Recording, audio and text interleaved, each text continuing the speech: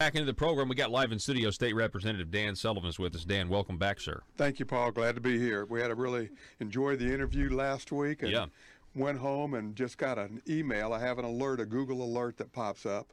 Really? And this was after we were on Friday. Wow. Yes, and it popped up, and I think it's dated late February, just this week.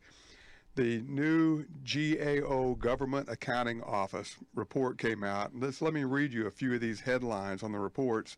And I think you had the reports posted on your Facebook page. It says the GAO evaluations yielded limited results, underscoring the need for changes to federal policy and procedures.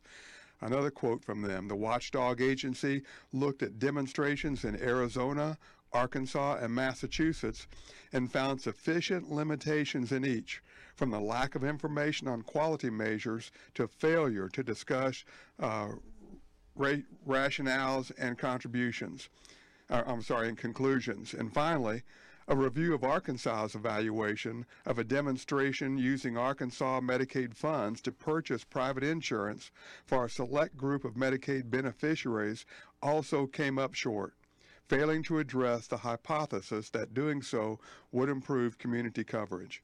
Wow. So in light of what we talked about and the numbers, and I also have a report, it was posted on the DHS, that they claim 73,000 ineligible enrollees in 2017.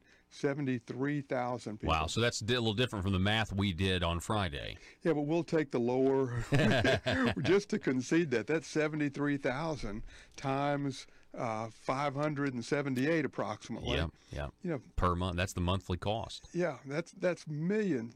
I think about $40 million a year of people who are not eligible. So even if we were to concede, we may oppose Arkansas Works in general, but let's just take that $40 million population. And Paul, as we mentioned last week, those were people who were in jail, people who they have an address but they don't live there, people who live in other states, all kinds of folks who really shouldn't be eligible. They're on there fraudulently. It's fraud. Yeah. We've paid money. The taxpayers have now paid money for these people to be on, and they shouldn't have ever been on. Yeah. They're almost illegal immigrants moving into our program from other sources that shouldn't be eligible. And I would think that... so that's an interesting comparison, but I like that comparison, actually. Yeah, I'm sure I'll hear that later. Well, no, I'm just going to say I think it's a good comparison if you think about just the bad deal that we're getting. I mean, if you look at who's benefiting from this, which is a giant company. You got Blue Cross Blue Shield. It is a $2 billion windfall for them, while the people who are out there, working every day and paying for the program are not getting a good deal. Yeah, and Paul, my point with this, it's time to put our Kansans first. You hear our president say that over and over, put Americans first in our contracts. And all we have with Arkansas Works, which is Obamacare, all we have is a contract with basically 3 insurance companies in the state of Arkansas. And it's time that those contracts put our Kansans first. If Arkansas Works patients or Obamacare patients get their copay waived in certain areas, then the insurance companies ought to let regular Arkansans waive their copay. In Arkansas Works, if you have a premium to pay, but if you can't pay it in Arkansas Works, it gets waived. Well, then the same ought to be true for Arkansans. If you're having a hard time and you can't make your premium, then the insurance companies ought to waive your premium. But it's time to put Arkansans first. You're hearing the same thing from the pharmacies. You know what their cry is? Level playing field. Yep. That's all they ask for. And that's all I'm asking for, is a level playing field for all Arkansans so that these insurance companies and the state treats everybody the same. If you went into your local car dealer and you said, I'd like to have my car, and they said, great, this is the one I want, I'm going to drive it off the lot and I'll send the paperwork for my loan in later. Mm-hmm. How many of those car dealers would let you do that? Yeah, exactly. If you tried to buy a home and you said, I love this home, I'll take it. By the way, I'll send the paperwork in later, but I'm going to start.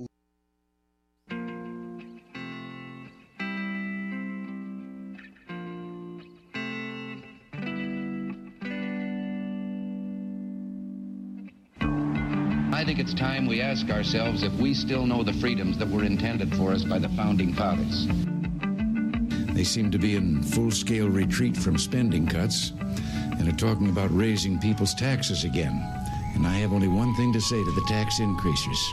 Go ahead, make my day. If we lose freedom here, there's no place to escape to. This is the last stand on earth. Those who would trade our freedom for security have embarked on this downward course. Whether we believe in our capacity for self-government or whether we abandon the American Revolution and confess that a little intellectual elite in a far distant capital can plan our lives for us better than we can plan them ourselves. Conduit News Radio with Paul Harrell is on now. Well, would you look at that? The sun is coming up. We are now on the other side of the primary elections. Welcome to the program. You have found the intersection of conservative ideas and reality where we are, yes, we still are building a liberty machine because it's worth it. Liberty is worth it. It is worth the fight. It's worth the struggle. It's worth getting defeated and getting yourself back up, pulling yourself back up. I guess patting the dust off and trying to convince more people of your cause, and that's exactly what we're going to do. For those of you that don't know, let's just get right to it. Let's go. We got the Arkansas Secretary of State website pulled up here. We're going to go race by race and kind of get involved here just to report what's going on. I mean, if you don't already know, let's just start with Governor Asa Hutchinson winning handily with 69.23% of the vote, getting 137,894 votes to Jan Morgan's 30.77% at 61,286 votes. Now, this was, I mean, to a lot of people, for me, this was not at all what I thought the race was going to be. I mean, I thought it was going to be much closer than this. And it just goes to – and I know that the people in the establishment ranks, they thought it was going to be a lot closer than this because I had people reach out to me last night. I had people I talked to people who are in the know, you would say. I mean, and people who maybe I don't normally hear from. Let's just put it that way. And they were telling me, yesterday around noon, they were telling me, there's a lot of people, conventional thinking is now kind of changing, and they think that, Jan Morgan has a real path to victory here. Obviously, that was not the case in this scenario. I want to thank Jan Morgan for running. I want to just listen. This is a much bigger deal, I think, than anybody realizes when you look at how Asa had to campaign to the right. He had to paint himself and use the words of a conservative. The issue is I don't think people realize that the box that Asa is selling here that is marked conservative, I don't think they haven't looked inside to see that there's nothing really there of substance. But it's extremely difficult when you have $1 million or $3 million and Ace is willing to spend $1 million blakening with TV ads. Asa is definitely campaigned based on what people want to hear. And I think that is abundantly clear to any observer, to even the liberal media, even the liberals. I mean, you got to know that even the John Brummets and Max Brantleys of the world would tell you that Asa had to campaign on the right and put a bunch of rhetoric out there to convince what is a very conservative state based on, phrases and conservative buzzwords. That's what we respond to. The difference is it actually being implemented? Is it a reality? And the truth of the matter is no. And we worked hard to expose what the reality is, to match Asa's words with his actions. And the truth of the matter is there's not enough people, I believe, I don't think there's enough people that actually were clued into that fact. Let's actually stay on this Jan Morgan and Governor Asa Hutchinson race, and by letting you listen to Jan Morgan and her concession speech. Let's just let Jan speak for herself here. This was last night in Garland County. Take a listen. Hour on the campaign trail was precious to me as I got to know each and every one of you, and then to watch your enthusiasm and see your passion to try to save our state for the rest of the people in the state who are blind to what's going on. I want you to know I will never forget your passion and your enthusiasm and your willing to fight for those who would not stand up and fight with us. Please do not leave discouraged tonight. The fight is not over. We've just simply laid the foundation of a liberty machine, folks. We're the foundation, and we just need to continue building off of that. We need to continue educating the people now that they're paying attention.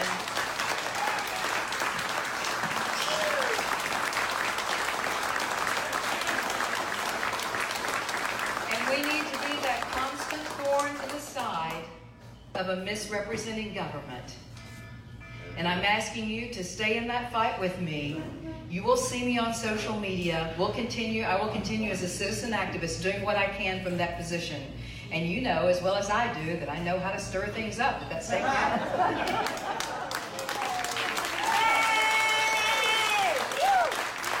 So please don't give up, all right? Let's stay in the fight and let's continue to build this liberty machine. Don't forget, if you didn't already know this, folks, you need to be watching Conduit News every single morning from 6 to 8 a.m. on social media. That is a credible, very credible news outlet that is putting the facts out there that you know when you share their stories. Conduit for Action and Conduit for Commerce on the internet. Look them up. When you share their stories, you can rest assured that you're not going to have to turn around and take back any of the information that's in there. Because we always want to fight, but we want to fight factually, and we want to fight from a position of strength. And you can't do that if your position is with fake news and not so credible information. So I can tell you tonight, Conduit for Action, Conduit News, and Conduit News Morning Show, 6 to 8 a.m. If you're not sure, look at my Facebook page in the mornings and find it, and then share their stuff live, share their articles. Please don't give up. Let's continue to stay in the trenches, and let's continue, only instead of just being Jan Morgan at the state capitol raising Cain with the bad boys, it ought to be all of us up there fighting together. All right, that was Jan Morgan last night. That was her concession speech. And here's the thing. Listen, and I said this yesterday. Where do we go from here? Well, it was Andrew Breitbart. Okay, it was Andrew Breitbart, the late Andrew Breitbart. I was at a conference several years ago. I guess this was probably about a year or so before he unexpectedly passed away. And Andrew Breitbart said, if you can't sell, pardon my crassness, but this is Andrew Breitbart. He said, if you can't sell liberty and freedom, you suck. And he was doing that. He was doing that to challenge the people there, because that's what. And specifically, he was talking about young people and getting them engaged, because Andrew Breitbart was all about the culture war. He came out with a book. This is around the same time as a conservative playwright, David Mamet, came out as well.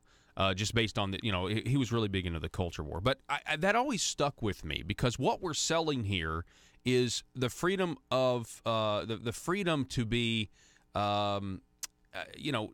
To be free from a bigger government that continues to spend your money, that continues to always try to expand the scope of what it's responsible for this citizen or for that citizen. And he's like, what we're selling here is independence, and that's what we have to get into the minds of the people. Yesterday, though, I told you, I said, what is Conduit News going to do? Well, we're going to continue reporting. We're going to continue bringing you the news here because that's what we've been doing before the primary elections, before the special elections that happen. This is what we do. We do a show every day, and we do social media posts and everything else.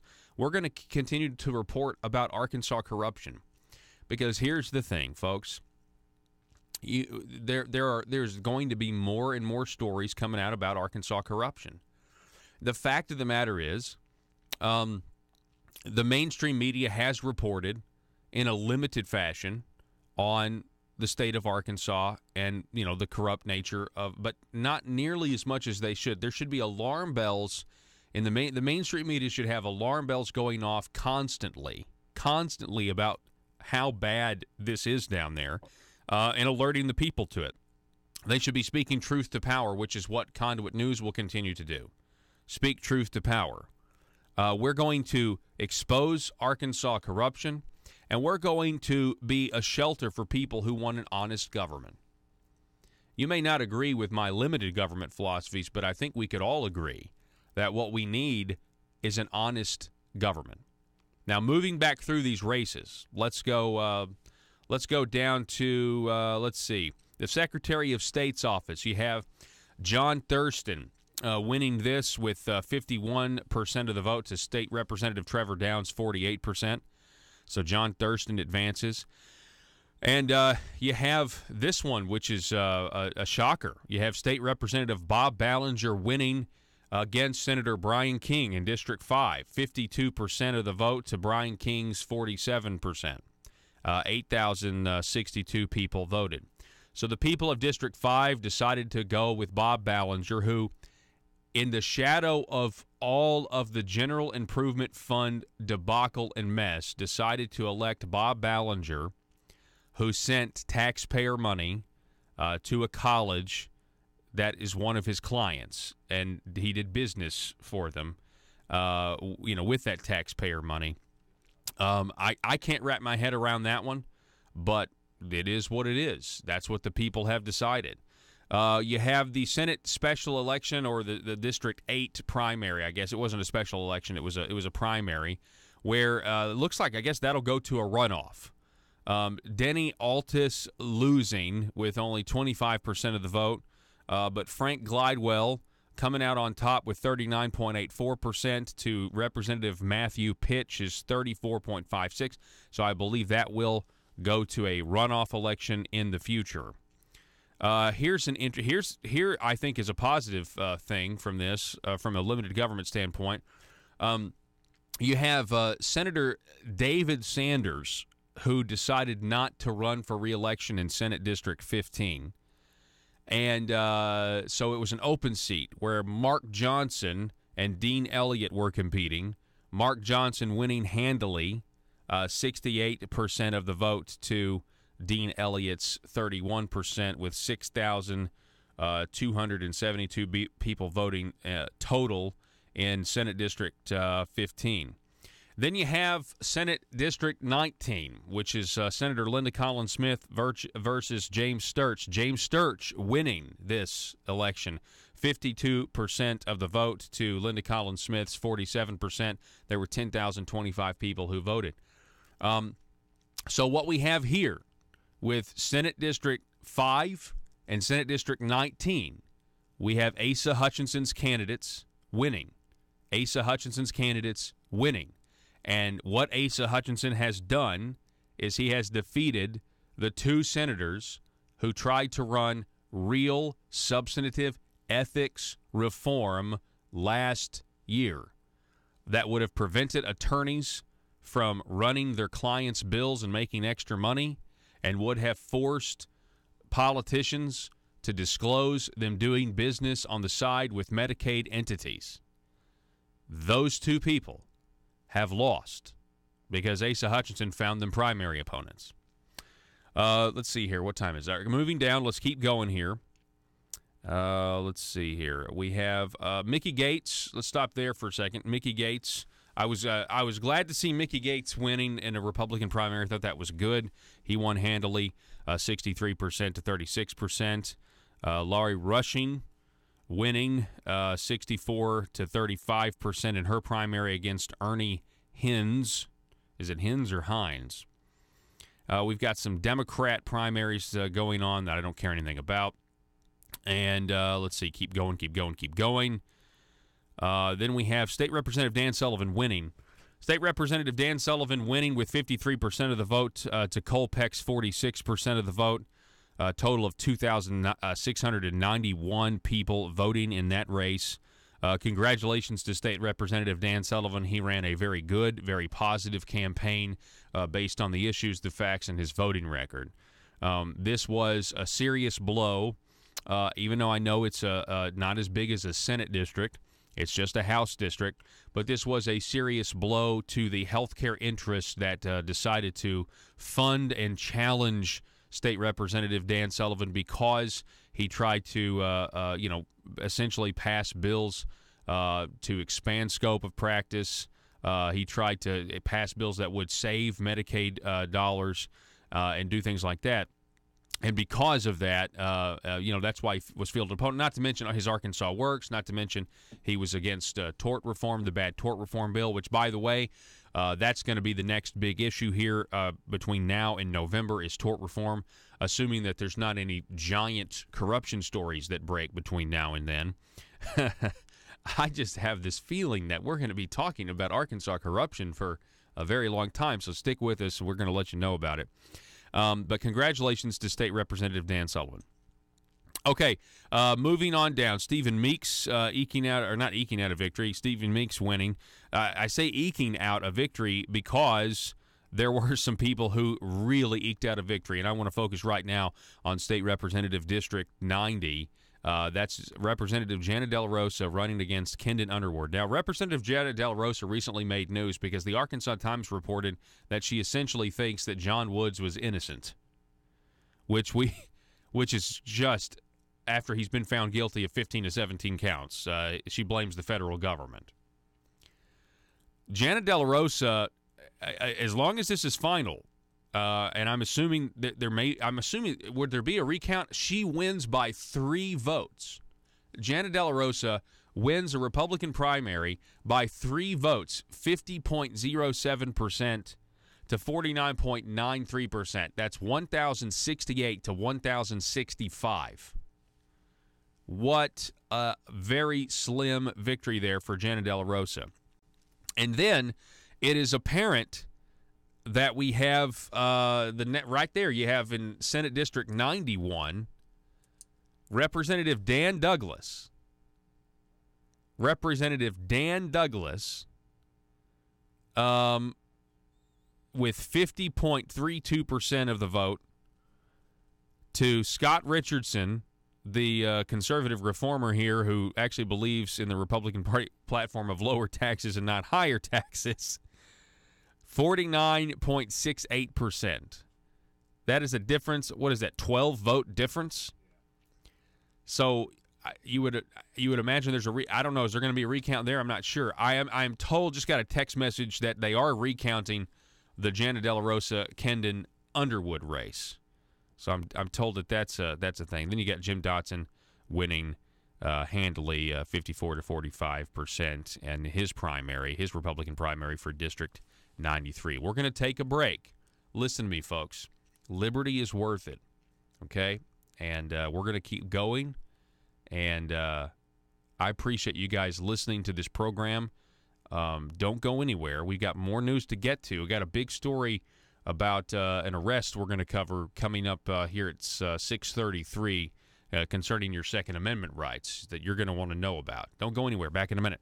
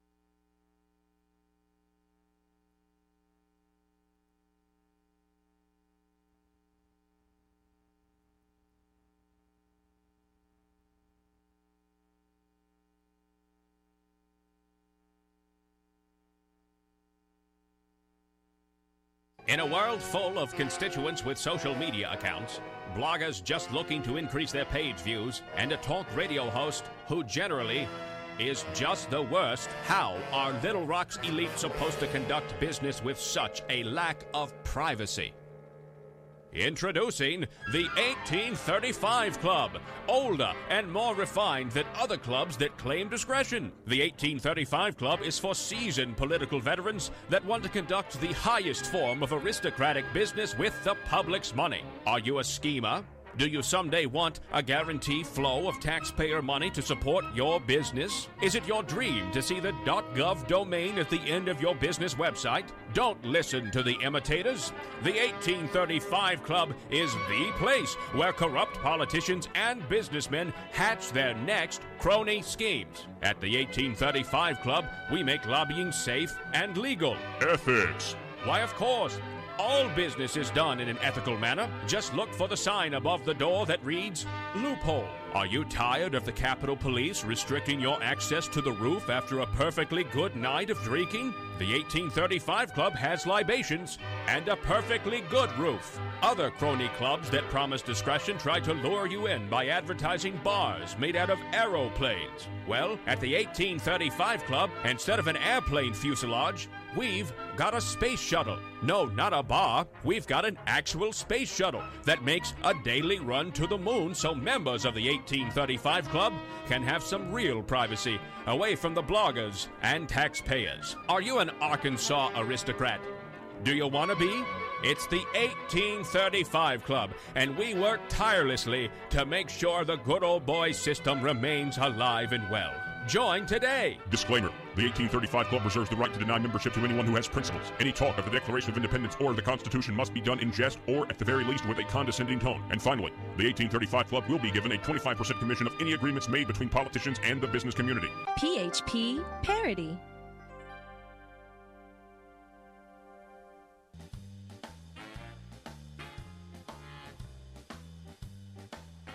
Exposing the truth and everything the Marble Palace establishment keep trying to cover up. It's Conduit News Radio with Paul Harrell.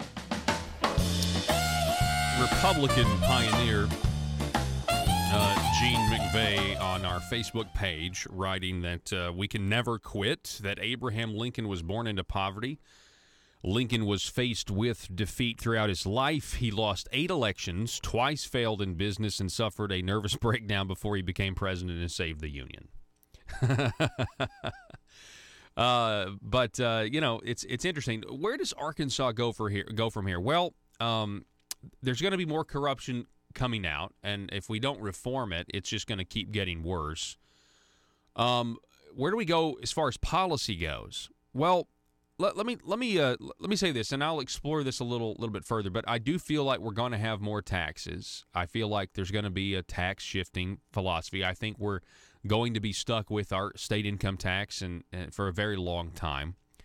But I would liken the Republican Party of Arkansas to the way the Democrat Party was, or the people of Arkansas were in the 1990s. In the 1990s, there were a lot of Arkansans that believed in abortion. There were a lot of Arkansans in the 1990s that believed in abortion. And it took a lot of educational outreach and effort to actually convince people that the concept of life at conception is a real thing.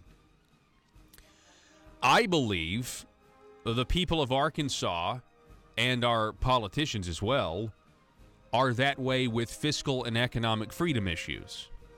I think that there is an immense amount of debate and education that has to be done, outreach that has to be done with the people of Arkansas to convince them to implement Republican policy similar to the states that surround us. Again, our brand of republicanism, the brand of republicanism that largely won last night, would not fly in the states that surround us. Back in just a moment. Living here.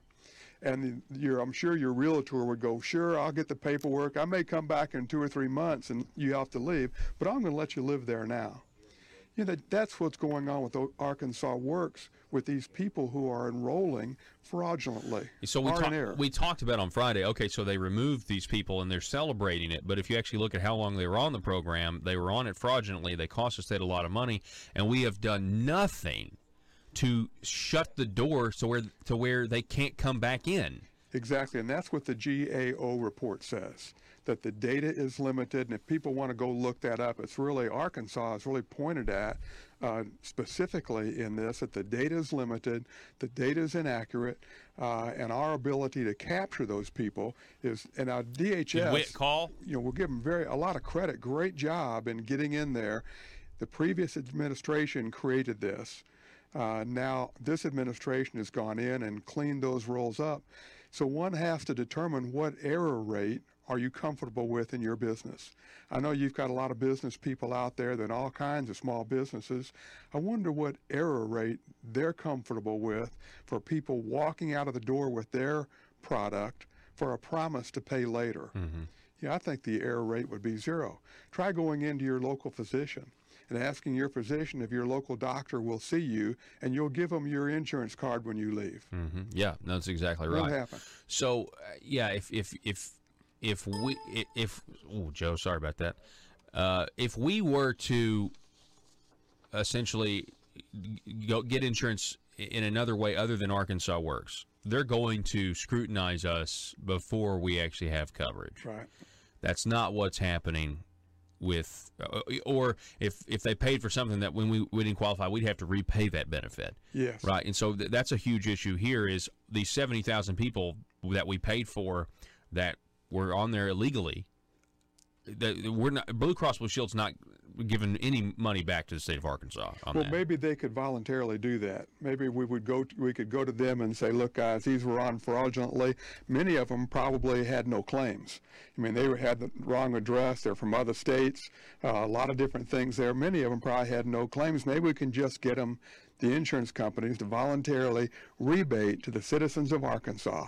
Treat us fairly, rebate that money. That's our highway money, Paul. Yeah. I mean, you're talking $40 million a year since 2013. However you calculate that, and if you average it, even give them a lower average of $30 million a year. Mm-hmm. You're talking $150, $200 million a year for people who were on this program illegally and or unethically. Yeah. We paid that money to the insurance companies.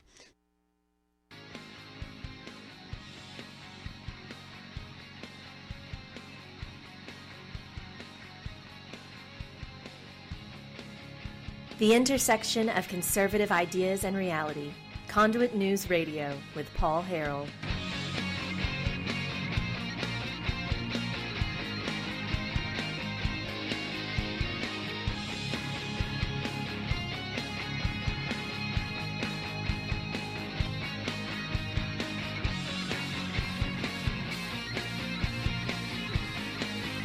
All right, ladies and gentlemen, welcome back. The fight continues. And I want to say that this particular part of the program is brought to you by the Patriots Fact 746. They're on a mission to educate the state of Arkansas about Second Amendment rights, specifically constitutional carry, which that fight certainly goes on.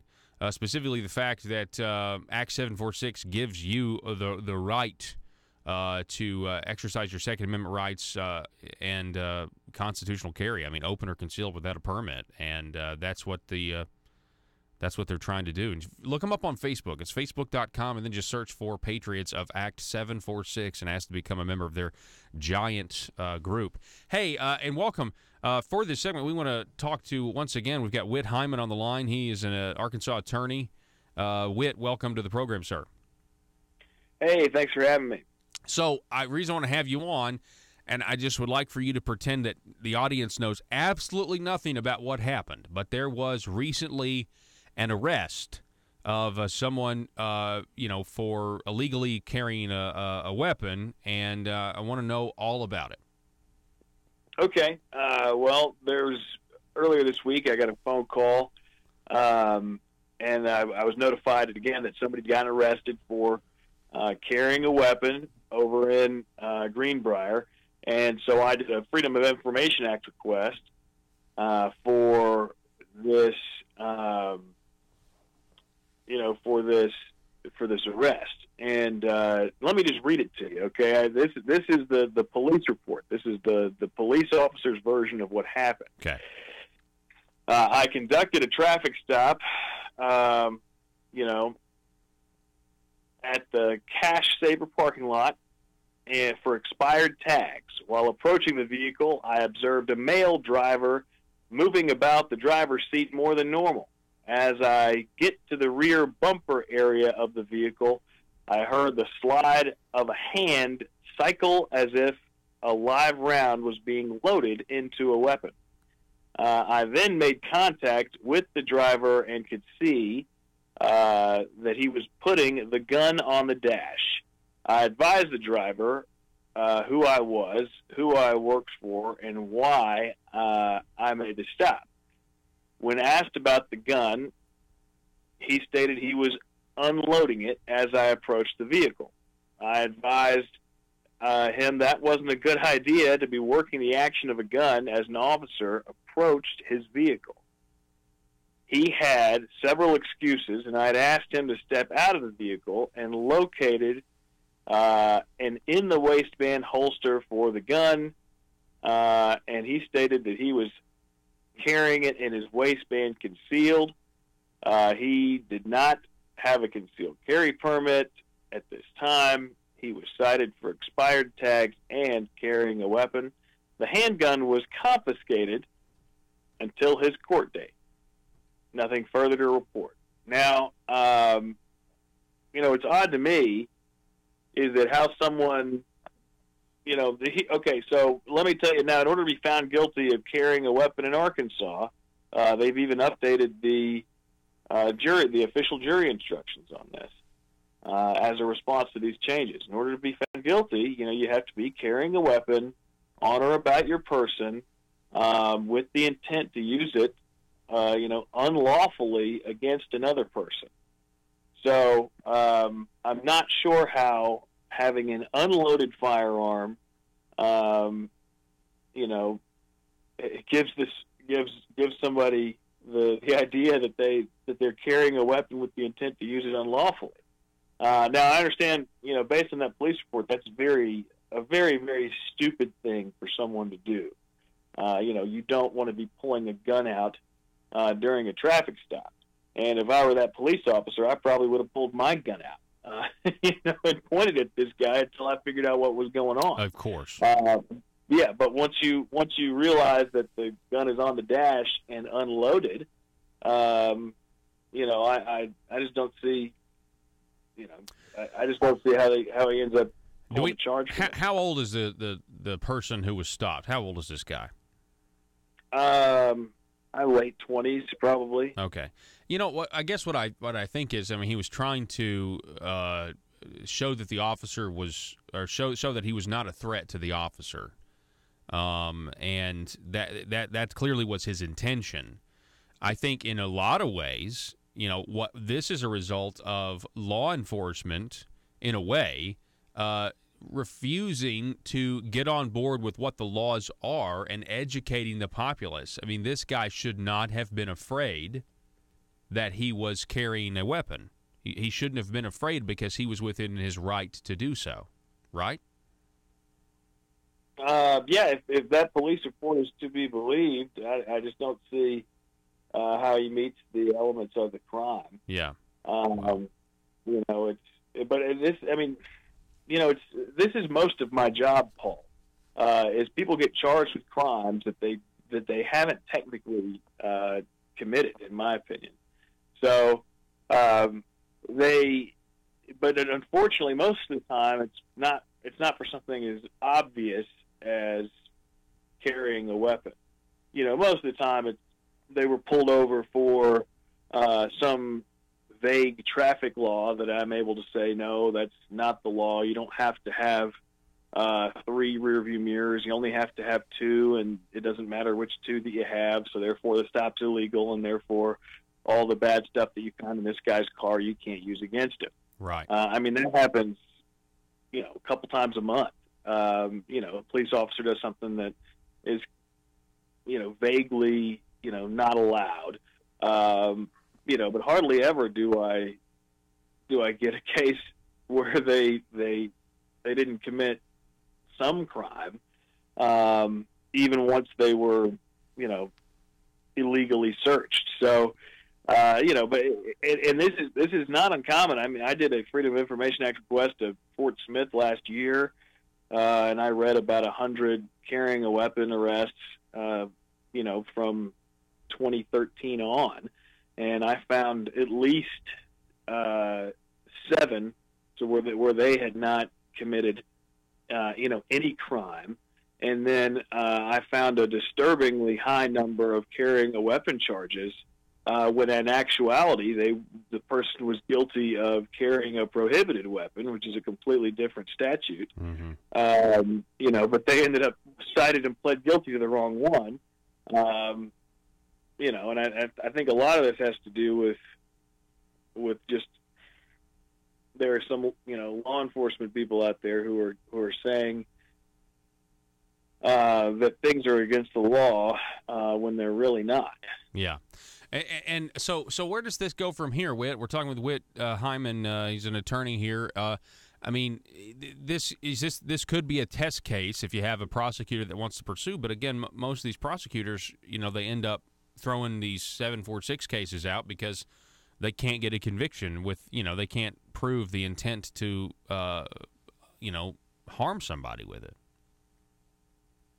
Yeah, well, I don't represent this person that was arrested, but he should get an attorney, and he should fight this. And then once he fights it, he should file a lawsuit against this person so we can try to get some case law. Because actually, based on this particular police report, he was not guilty based on the old law.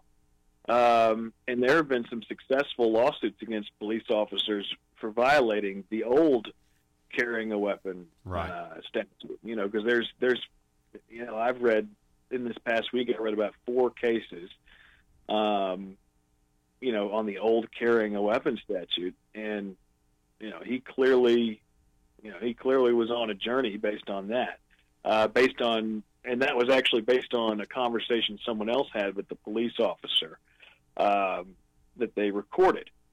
So, we've got this conversation that is out there that says this guy basically left his county, and it's just why isn't that in the police report? Yeah, we know this police officer knows it. However, he didn't put it in his police report, and I think that's because it's a defense to the crime. Yeah. So. Yeah, I mean, just because you do something that makes an officer uncomfortable doesn't mean that that's illegal. There's a lot of people that can do things that can make law enforcement uncomfortable. And look, it's a tough job. I like you said, I mean, if you're approaching a vehicle and you hear that gun racked, you're going to think, and then when you find out, hey, he's putting it on the dash, he's unloading it, he wants you to know he's not a threat. I mean, it was not a smart thing for this guy to do if you're trying to make a law enforcement calm. The very thing he was trying to do to make himself non-threatening to the officer was, in fact, perceived by the officer as threatening. But that's not a crime, and we've got to get down to what the law actually says. And the fact of the matter is, this guy was carrying, and he needs to know that he was within his right to carry. And I know here's the issue with me, though. You have the state police, and you have the Attorney General's opinion. And by the way, we never got that letter. I mean, we never got that letter from the Attorney General stating what the actual punishment is for carrying a weapon without a concealed carry permit. We still haven't received that, which is it's now been it's been 5 months, over 5 months now, which is very, very odd. But what implications could this have on the concealed carry? Because is he charged under any particular statute with when it comes to you're carrying without a concealed handgun permit? Yeah, he was charged under 573-122, which is the carrying a weapon statute. I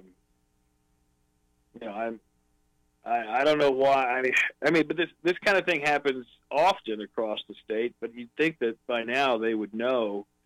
They would know what the law what the law is. But I mean, I'm not surprised. I mean, this happens with many other different types of statutes. It's just I would hold them to a higher standard when it comes to our firearm rights, because I represent a lot of guys, and they, the police officer got it wrong on some obscure statute. I get it, especially when some of these statutes don't really mean the same thing as they used to. Like, disorderly conduct has been the same statute for, 40, 50 years. However, the way it's written, you can't be found guilty of some crimes based on the way the disorderly conduct statute is written, because it'd be a violation of your First Amendment right. Yeah. And I get that. If I'm just a police officer and I pull open a statute book and and I read the statute, oh, you just said F you, well, that's a violation right here. I'm going to put you under arrest. I understand how they would arrest somebody for that, even though that's against the law. But in the carrying a weapon statute, it's right there. It's black and white. You can see everything a person has to do in order to be found guilty, and oftentimes they don't meet it. Yeah. People on Facebook right now, Whit, are saying, I guess they're saying, stupid isn't a crime. Somebody's saying stupid isn't a crime, but it can get you killed. So that's interesting. Well, I sure appreciate you coming on, Whit, and educating us about this case. And I hope you continue to follow it. Let us know. But anytime there's an arrest, and this is a wrongful arrest because the law enforcement not understanding still in many cases what the law actually says when it comes to possessing a weapon. Just keep us posted, Whit. Yeah, I will. I'm going to try to get him an attorney that's a lot closer than I am, because that's about 2.5 hours from where I live. Yeah. And then hopefully he'll beat it and go after this officer individually. Yeah. Well, let's just we want the law to be clear, and again, I appreciate you coming on and trying to make it more clear. So. Thank you, sir. All righty. Thank you, folks. This segment, again, Patriots of Act 746. Check them out. This is a perfect story. We got more stories like this that are going to come out, I'm sure. But check it out, folks. Patriots of Act 746. Go to Facebook.com, search for Patriots of Act 746, and ask to become a part of the online sensation today. We got to take a break. Back in a minute. Russellville-based firearms manufacturer Omega are making clones of the most notable German firearms in the world. These delayed rotor-lock firearms have been and are currently used by law enforcement and military worldwide. At Omega, they manufacture their guns right here in Arkansas and produce the best reproduction in the marketplace that comes with a complete 5-year warranty. At Omega, they take firearm manufacturing seriously and offer discounts to active and retired law enforcement. Whether you're using Omega firearms to defend the public, defend your family, or for target practice, Omega has your back. For pricing, go to omega-guns.com. That's omega-guns.com. If you're like me, you believe that small business is the heart of Arkansas's economic engine, and it should be viewed that way by the politicians in Little Rock. Conduit for Commerce also believes, like you and I believe, policies that achieve less regulation and lower taxation help small business in Arkansas thrive. Other policies like small, constitutionally consistent government and reducing citizen dependency on government keeps it from growing and expanding its influence on our daily lives. Conduit for Commerce works every day to educate the general public and legislators on these important priorities in the name of Arkansas small business. By the way, contributions to Conduit for Commerce are tax deductible. Log on now to conduitforcommerce.org and click on Contact Us on the right side of the page. That's conduitforcommerce.org. Go there now and learn the facts on protecting small business in Arkansas.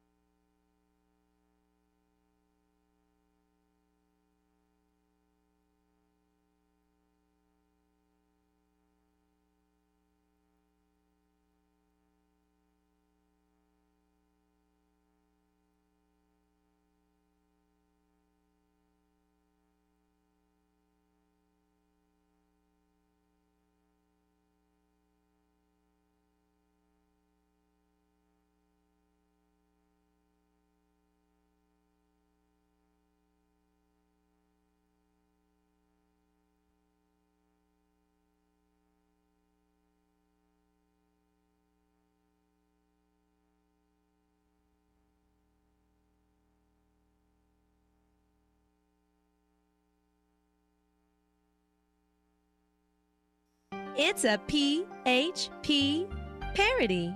Hey, man, you got any of that marble rock? Yeah, I've got the hookup. Thanks. I need a fix real bad.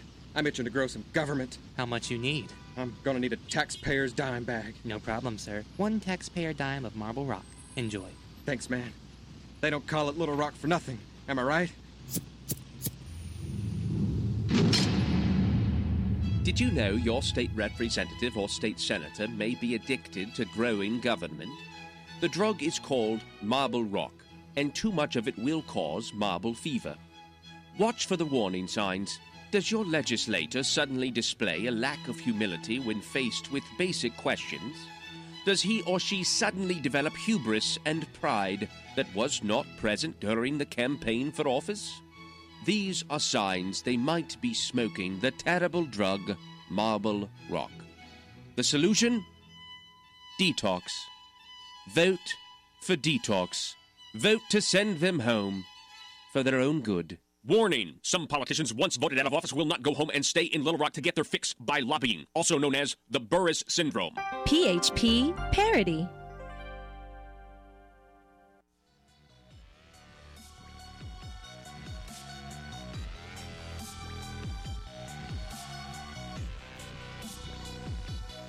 Need your daily news fix?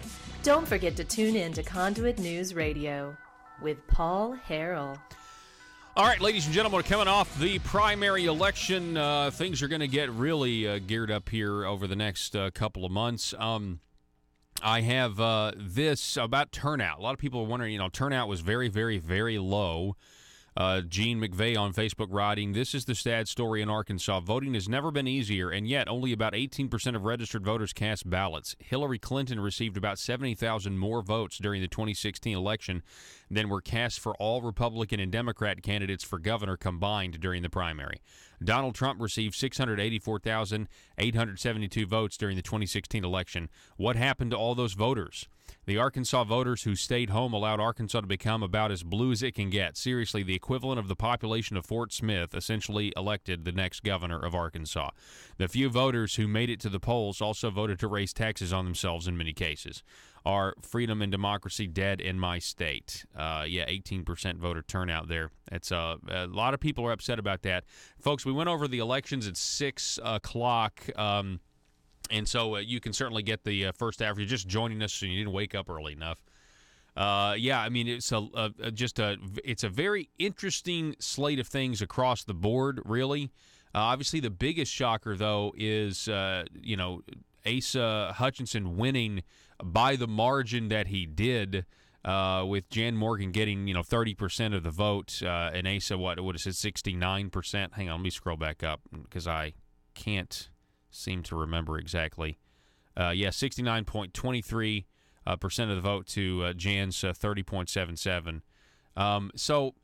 It is, we talked about this. Liberty is worth it. We're going to keep going.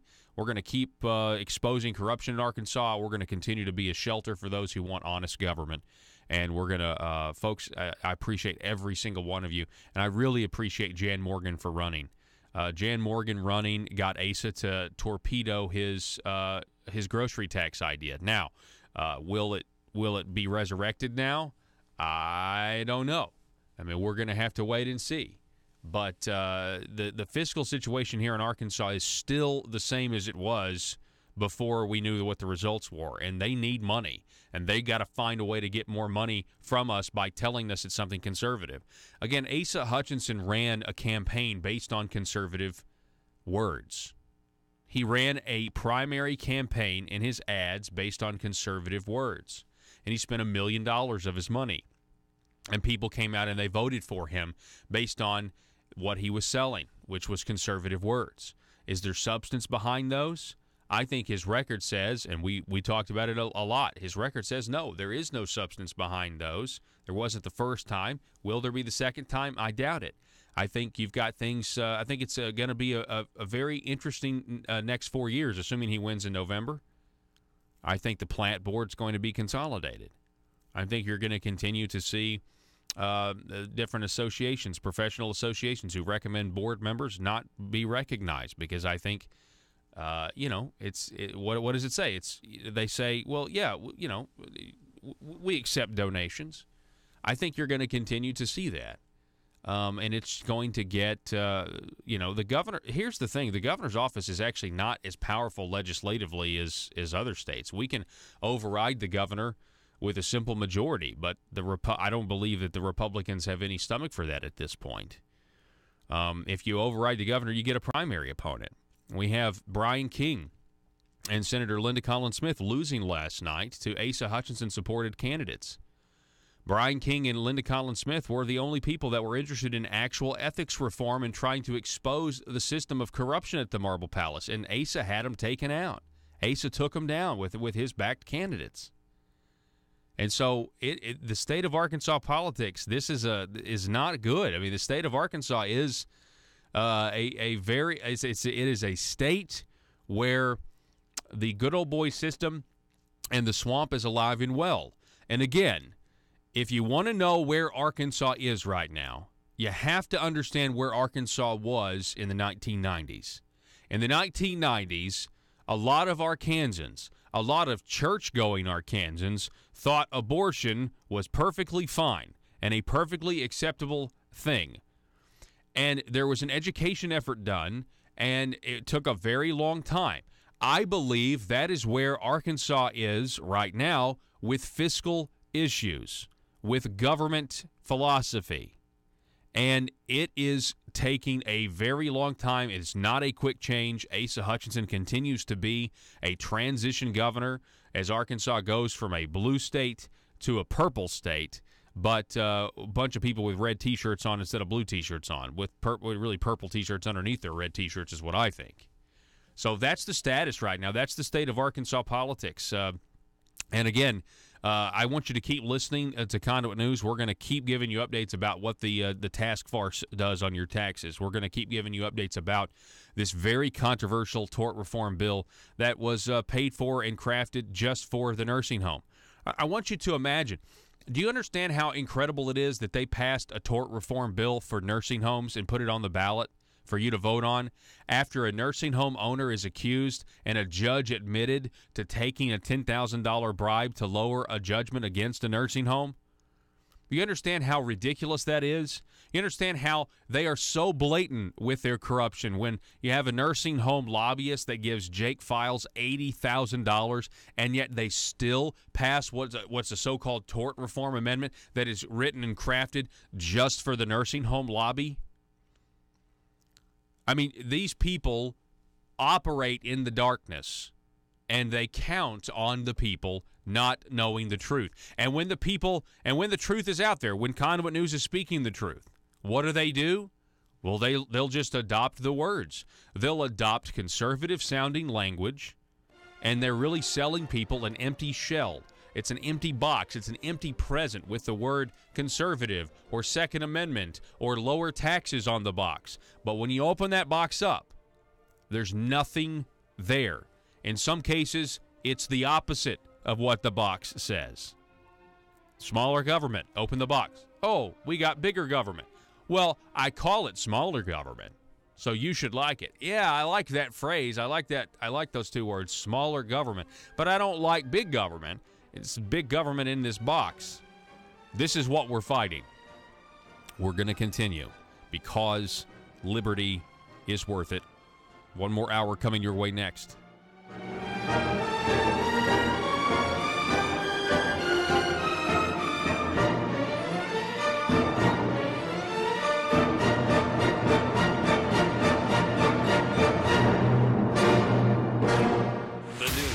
Talk of Northeast Arkansas. This is News Talk 101.3 FM and 12:30 AM KBTM, Jonesboro, an EAB radio station. The insurance companies accepted that money, and Arkansans don't have that same opportunity. Yeah. It's just time to treat Arkansans, treat the people of Arkansas, make them the priority in all of our contracts. And I think people who, again, if you set this population aside, this is not the population of people who qualify. This is the population Right. of people who don't qualify but got on anyway. Still got paid. And not only got on, but we paid for them. Mm-hmm. And let's have both parties agree, Republicans and Democrats agree, that's not a good thing. And let's decide what error rate are we comfortable with. You know, I hope everybody running for office and the voters will ask their legislators, and they'll ask both candidates, what error rate for Arkansas works are you comfortable with? Mm-hmm. Are you comfortable with $5 million a year, $10 million a year, $20 million a year? Mm-hmm. What's a good number for them? And then go ask their local business, what error rate is your local business comfortable at? People walking out the door with their product. Yeah. I think in business it'd be zero. Yeah. No, I completely agree. Yeah, it would be zero. Yeah. You know, I hope people will go look at that report, because it really says that Arkansas's ability to capture this information is really difficult. And I think if you look back, and I know our administration's going to say that they've done a really good job at reducing that number. And I would agree they've reduced it quite a bit. However, I think in September we had another repayment we had to make of $3 million. Yeah, it was like a liability. Yeah, $3 million. Liability. Yeah, We failed to do the due diligence in how we used the state's money. So I think our history at the government level of these big government programs, managing tens of thousands of people, that some people are comfortable with paying $5 to $10 to $40 million a year for that overage, and it's just not the way we need to be treating the people of Arkansas. No, I agree, because it's the people of Arkansas that suffer here, especially if you're talking about people who don't even live here that are getting the coverage. I mean, you're exactly right, and it really does sound a lot like President Trump. You know, I mean, I'm telling you, I believed him when he said in his State of the Union address that everything he does is trying to make sure it's in the best interest of all Americans, you know, and the people, not just, you know, the special interest, things like that. And I really believe that. I thought that was one of the most sincere parts of his State of the Union address, that he really does think about. I hope I'm not just being duped, but I mean, I guess join the club of being duped by politicians if he's not sincere, but I really felt like he was sincere. And that seems to be what you're saying here, is that the people of Arkansas are paying for this program, and yet there is a failure rate of just wasting money. And you're talking about a lot of money a month, really. I mean, if you talk about, you know, these people are on the program for a year, and you know, 70,000 of them on the program for a year. That's a lot of money. It is, and they're illegally on the program, and you know, it's time to kind of build a wall between. There you go. Yeah, it's and the Blue Cross Blue Shield are sanctuary cities, because honestly, essentially, yeah. Yeah, we got people coming on the program illegally and are staying on there. They're getting paid, and it actually is a sanctuary place for people who are on it illegally. And if you look at that comparison, I think that's a valid one. It's a great comparison, actually. Let me go just a little bit different direction, Paul, just to inform your listeners, because this is not isolated. You know, behavioral health is a huge concern right now all around the state, in all the states, and Arkansas is changing to a managed care model for behavioral health. For quite a period of time, Blue Cross Blue Shield, there was a select group of people, Blue Cross, UAMS, St. Bernard's here in Jonesboro, Washington General up in northwest Arkansas, and our state agency, DHS, was meeting privately. And they had a number of private meetings talking about this managed care model. They eventually rolled it out, and other people joined in, other providers joined in to screen people into that program. We hired a company for $20 million. Even though we have local physicians who know the patient well, who are independent, they see them. DHS screens them already. Now we hire a third party at $20 million to screen these people into the program. Screening.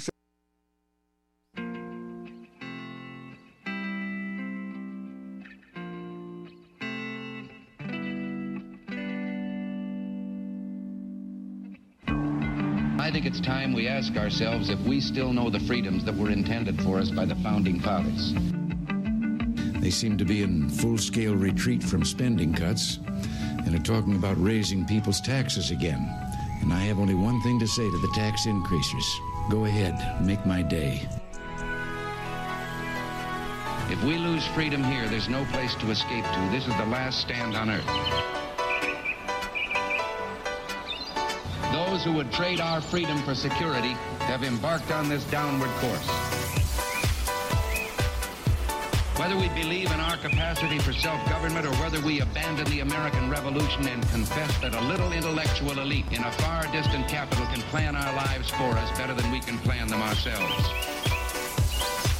Conduit News Radio with Paul Harrell is on now.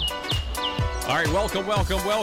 This is hour number 2. We've been going over some of these races from last night. I'm going to talk a little bit more about them.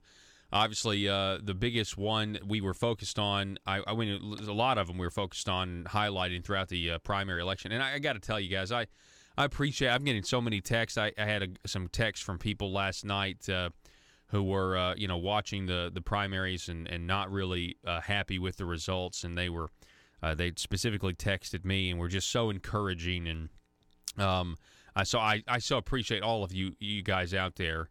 We said we said yesterday, that this is something where we were just hoping and praying, look, just let God's will be done with these elections. And, he's sovereign over them, and he certainly is. And that was true yesterday, and it's still true today. But we have Jan Morgan. She lost with getting 30% of the vote, Asa getting 69% of the vote. A lot of people didn't think the margins were going to be that far apart. Now, according to the one poll that was conducted, that's right about where everything was. I will tell you that the campaign, Asa Hutchinson's campaign, they were not behaving like this was going to be the result. They were not behaving like this was going to be the result. Matter of fact, Asa said the other day on radio that this was going to be a slow process. The counties were going to come in, and it was going to be one by one. It was going to be a drawn-out process, and it really didn't take the mainstream media that long to call the race for Asa. So liberty is worth it. We move forward, and we move forward continuing to expose the corruption and continuing to be a shelter for those who want honest government, and that is what Conduit News is committed to doing, and that is what I am committed to doing, and I hope that you guys are still committed as well, because really, Founding Fathers... they did way more than what we're doing. We're just trying to convince people and get people the truth and the facts about what their government's doing in their name. And you got to think about it that way. Your politicians are down there pursuing ideas and thoughts, and they're doing it in your name. Of course, the two ethics reformers were defeated by Asa Hutchinson-backed candidates. Senator Brian King lost. Senator Linda Collins Smith lost. To Asa Hutchinson-backed candidates. Those particular two candidates tried to stop attorneys from passing bills for their clients, and that tried to expose Medicaid fraud by the people who are actually making extra money on the side, undisclosed, for their votes. And those two people, and again, Asa Hutchinson has no plan for reform. None that we know of. And yet he took out the two most conservative senators, arguably two most conservative senators in the state of Arkansas. So that is the state of Arkansas politics. Now there was silver lining here. You have Mark Johnson winning. I think that's a good pickup. I think Mark Johnson winning is good for the state of Arkansas in District 15, and that's David Sanders, who is big supporter of. I would say, big supporter of certainly Arkansas Works, and now he didn't seek re-election, and Mark Johnson is now in there. I think Mark Johnson is going to be a reasoned conservative voice for the people of District 15. Then you have Dan Sullivan winning against the healthcare interests in Northeast Arkansas, trying to essentially control and have influence down at the Marble Palace. State Representative Dan Sullivan winning last night. Congratulations to him. Let's move to the Supreme Court. Let's move to the Supreme Court for a second. This is going to be huge, and I'm telling you, you're going to hear more and more about dark money and Citizens United and all these people complaining about dark money, but they only complain about it when their interests are not being served. So there were three people running. You had Kenneth Hickson, you had David Sterling, and you had Judge Kenneth Hickson, David Sterling, and Justice Courtney Goodson. And Justice Courtney Goodson, she's trying to maintain her seat, right? This will now move to a runoff. Courtney Goodson getting 37% of the vote, or 109,508 people. Gosh, I didn't see this happening. And then David Sterling getting 34%. He will advance to the runoff. Kenneth Hickson only 28% of the vote. You know, and I know these were nonpartisan elections, so you know this is a reflection of the Democrats voting, a reflection of the Republicans voting. But we'll see what happens with this. You can expect the Judicial Crisis Network to continue to run their ads in the runoff, I'm sure.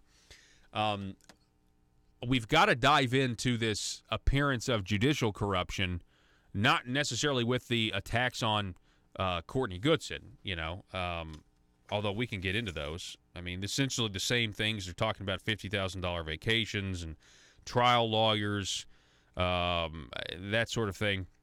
But I would say it's interesting that we have a judge in Northwest Arkansas that did not recuse himself when he was asked to stop the Judicial Crisis Network ads. This is a big deal. It's a indicator that we have corruption not only in our legislature, which we talk about a lot, but that corruption's also apparently infiltrated our judicial system. Because that judge who stopped those ads from running in Northwest Arkansas and made all that, his wife works for Justice Courtney Goodson's husband's law firm.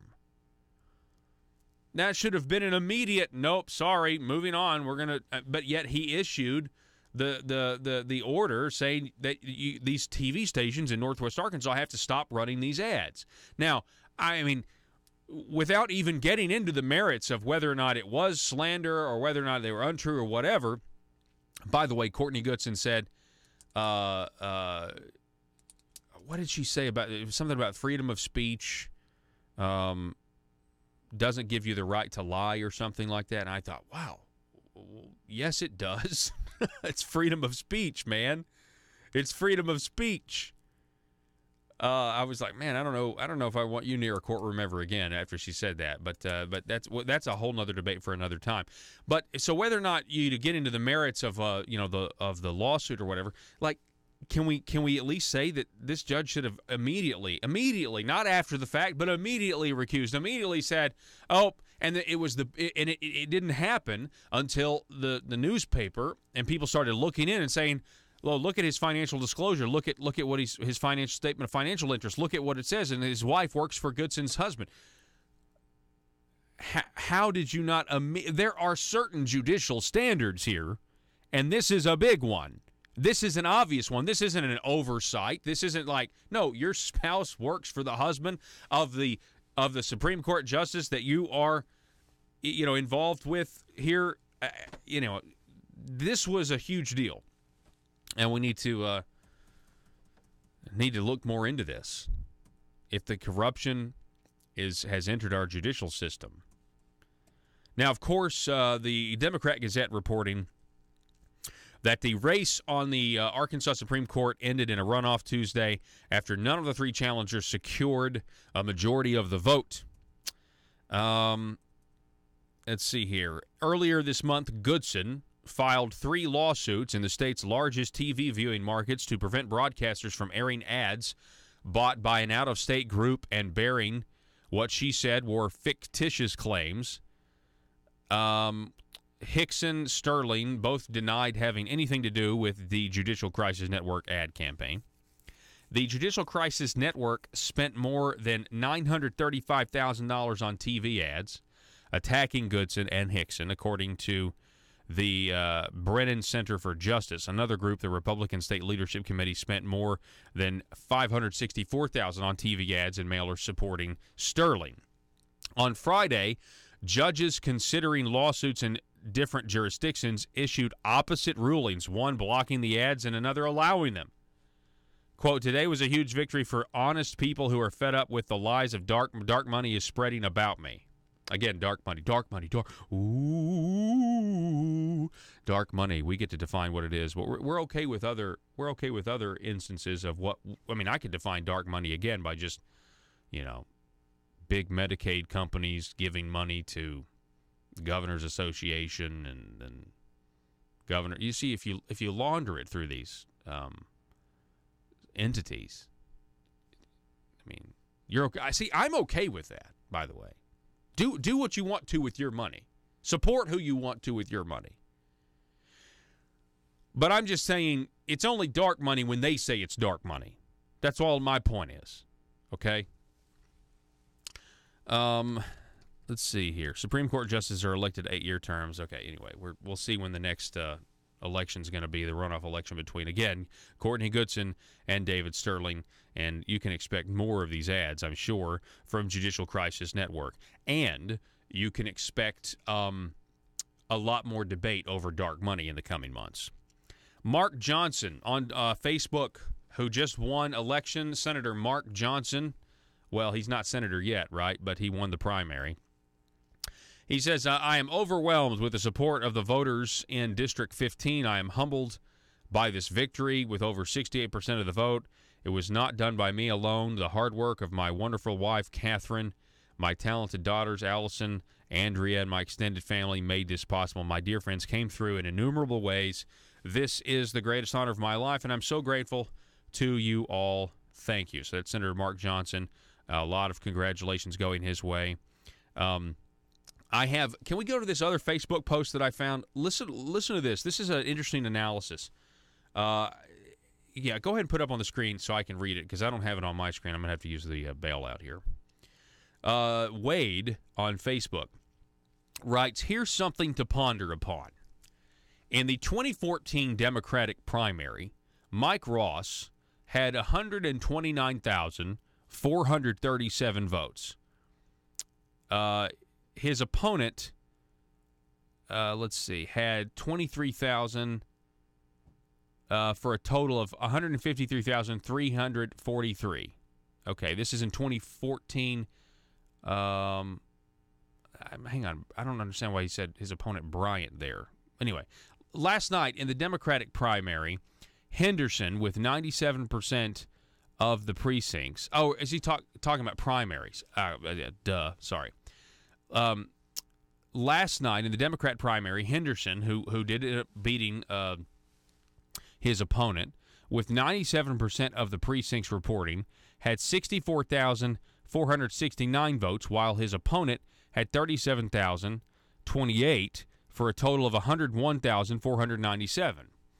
So that's a pretty big difference there. If you had 129,000 in 2014 in the Democrat primary, now 100,000. My question is, where did nearly 52,000 Democratic voters go from 2014 to 2018?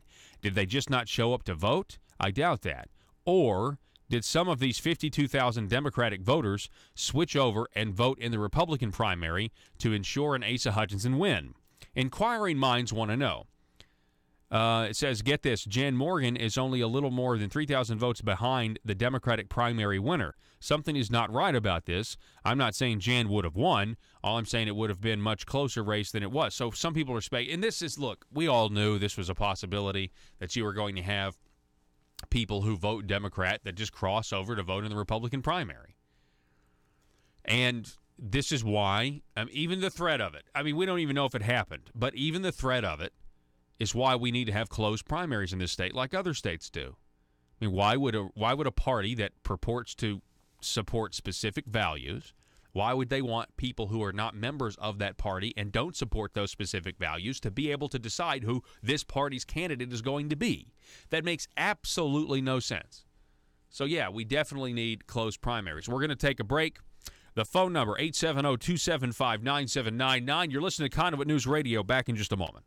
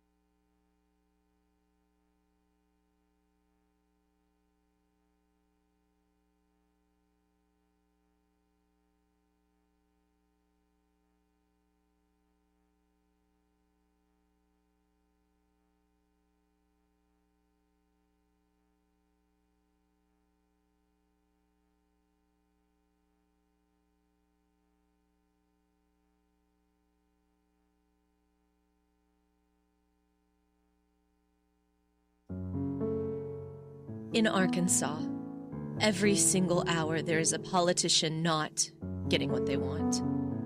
For some, it's an absolute nightmare. The sleepless nights wondering if progress will ever come. Lying awake pondering how to grow government in this political climate. Asking questions like, why don't my constituents want to pay a few cents more in taxes? Everyday politicians feel abused and neglected. These politicians are starving for power. They're hungry, confused, and they don't understand why no one seems to care. Will you be a patriot and commit today to help these poor, starved for power public officials? It's simple.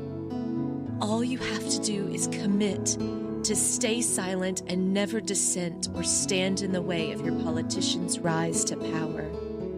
Never speak up or get engaged to stop the growth of government.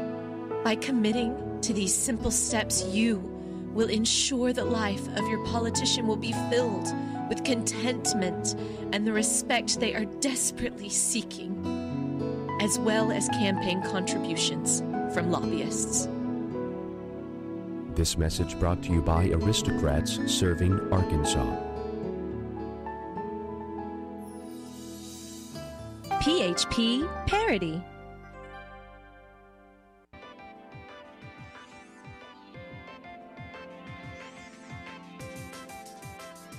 Conduit News Radio with Paul Harrell is building a liberty machine. Find out more at conduitnews.com. Yeah, so the people shifted to the Republican Party voting apparatus, just like legislators have shifted to the Republican T-shirt. And by the way, a T-shirt is an article of clothing that can be taken off or put on at the appropriate time, like during campaign season. And then afterwards you can take it off and remove it. And that's not what true conservatism is. It's not believing in actual principles. It's not that they crossed over. I've got a text here. It's not that they crossed over. It's that they're now wearing a red T-shirt. So it's kind of like in the 1990s. So we used to have conservative Democrats in the 1990s. Now we have progressive Republicans in office that are essentially the same thing. And all of that has been sealed by having Asa Hutchinson leading a leftist agenda, and that's why you have these progressive wins. Now, Conduit News, again, still going to speak the truth about Arkansas corruption. We're still going to report the facts, and we're still going to be a shelter for those who just want honest government, and that's at this point what we want. And we're going to continue to go down this path. And, look, I think it's always good to have an accurate reflection of what's going on right now. And the state of Arkansas politics is one where the policies that are being advocated, well, no, let's just say, who cares about the policies being advocated at this point? Let's talk about the policies that are. Look at this right here. Dan Douglas. State Representative Dan Douglas is up by 12 votes in the versus Scott Richardson, 50.32% to 49.68%. 1,880 people voted. 946 to 934. A difference of 12 votes. And here's a guy who claims to be a Republican, or is a Republican, and yet he advocated masterfully for tax increase after tax increase after tax increase in 2017, which is why he fielded a primary opponent. But he may very well win. I mean, I'm sure he's going to. 12 votes. I mean, they probably do a recount. But anyway, I mean, I can't help it, folks. We have to do this. You know, in 1972, I bought a Led Zeppelin 4 album for the song Stairway to Heaven.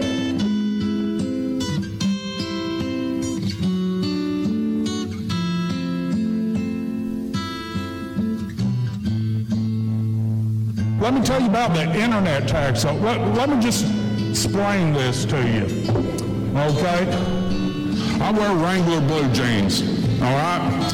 Why? Because they're cheap. I'm buying for $19.95 a pair. And they make my booty look better, or so I'm told.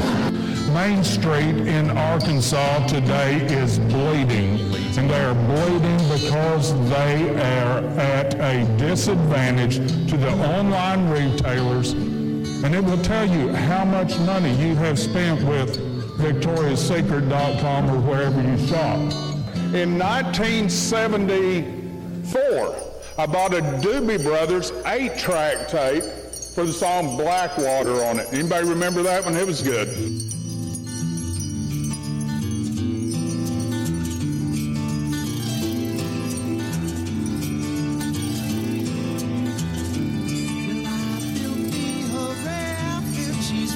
Who have chosen to do business in this state. Now people say, what are we going to do if this passes and we have all that money? That's for us to decide. But I ask you, what are we going to do if we do not pass it and we lose our brick and mortar stores, our stores that employ our citizens in our towns? Mr. Chair, I'd like to make just a couple of comments. One, Mr. Waters said that this is an unconstitutional bill, and it is. We can either fund the future of Arkansas, we can either take care of our Main Street businesses, or we can just say to hell with it. In 1995, I bought a CD, a Shania Twain CD. It had a song on it I liked and I wanted. Whose bed have your boots been under? Whose bed have your boots been under? Whose bed have your boots been under? And whose heart did you steal, I wonder? They're closing the limited, whatever they sell, I don't know.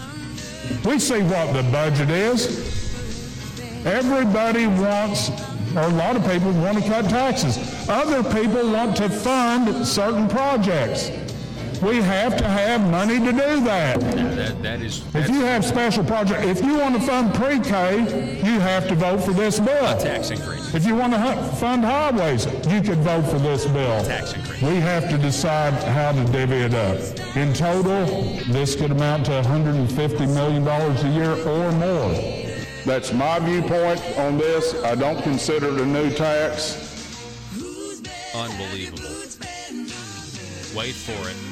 In 2011, I downloaded a Lady Gaga song, Born This Way. Any woman that wears a meat dress, I've just got a lot of respect for, you know. And for the record, I always try to get a good-looking woman sitting beside me. And after it passed out of the Transportation Committee overwhelmingly, I did what a lot of us do, especially when we get older. Representative Hendren, I went into the men's room, and as I was standing there staring at the wall, as we all do, I heard a voice beside me. It was a man that said, now listen to this. The man said, one thing you didn't mention. And for the record, I always try to get a good-looking woman sitting beside me. Which school you want to close? Which prison you want to shut down? Or are we going to draw lots to throw people out of nursing homes? How are we going to fund these issues? We all know that. We passed medical marijuana here. I didn't know we'd realized we'd started smoking it yet. We are up against a hard break. We got to go, but that was Dan Douglas. Now, if you want to know the brand of republicanism that is the common thought down at the Marble Palace, Dan Douglas is honest, and he's telling you what it is. Sounds familiar, doesn't it? And our ability to screen them. That program is due to launch July 1, and right now they are 10,000 people behind. Wow. 10,000. In screening them. They're asking your local school district to help screen them. They're asking providers to help screen them. And guess what the company that was hired is saying? We can't find them. So what do we pay the $20 million for if they're not doing their job? Well, actually, they only get paid, and it's another insurance company, Optum. Well, okay, before you answer that, managed care, pharmacy benefit managers, sounds like we're talking about kind of the same model here. or potentially. Am I wrong on that? I mean, it seems like pharmacy benefit managers are really hurting local pharmacists because they get the sweet deal with Blue Cross Blue Shield, CVS Caremark, and now we're going to go into managed care for other entities. It seems kind of a similar thread It's a there. funnel. Yeah. Manage. When you have managed care, you're creating a funnel, and the person at the funnel is the key to how. And that's the way you manage money. I mean, it's not a bad in essence and in principle.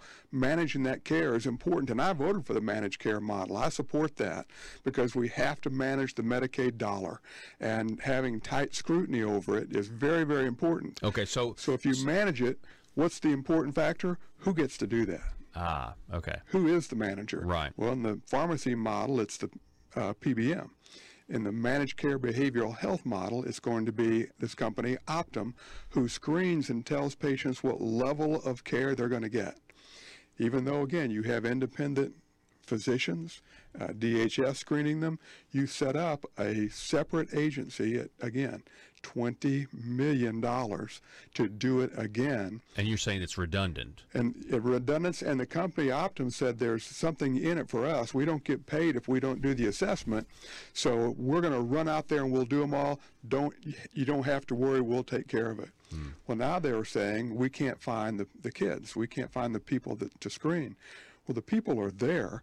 It just costs money to find them. Wow. You have to go hunt them and find them. They're in the school. They're being seen now. So if it costs money to find them, now they're saying we can't. We need help. It's just another instance where big government programs tend to fail. The behavioral health model screening was working pretty well. There were some excesses, and I met with DHS to help them identify how to track those excesses down and those overpayments down. I work with DHS to do that. But again, we just get back to the same issue that big government, these big... Do you need conservative legislation killed? Or do you need policies enacted that ensure government growth? Then you need to get Nephewed. Hi. I'm nephew number 1 of uncle, nephew, and nephew, attorneys at law. I'm not a lawyer, but I am a senator. And I'm nephew number 2, and I am a lawyer and also a senator. Are you the victim of a recent accident in which the voters in your community mistakenly elected a limited government conservative who is now actually implementing the ideas he or she campaigned on? That's right, nephew number 1. Don't be a victim of democratic elections any longer. At Uncle, Nephew, and Nephew, we are committed to killing limited government legislation and promoting bills that increase the size of government by using any tool at our disposal. Because sometimes the truth of the matter is, principles get in the way of pragmatism. Just listen to some of our great testimonials. Ever since I've been using the nephews, all my special interests have been served. As long as you make sure your contract says lobbying services are prohibited, then the legal services of uncle, nephew, and nephew are legal. Trust me, put the nephews on them. It came out of nowhere. I was blindsided last election cycle when my well-funded and paid-for politician lost to some grassroots limited government voters. But then I hired the nephews, and they killed all the conservative policies the voters wanted. I got nephewed. I got nephewed too, and so can you. Uncle, nephew, and nephew will accept compensation via campaign contributions. Put the nephews on them. PHP Parody.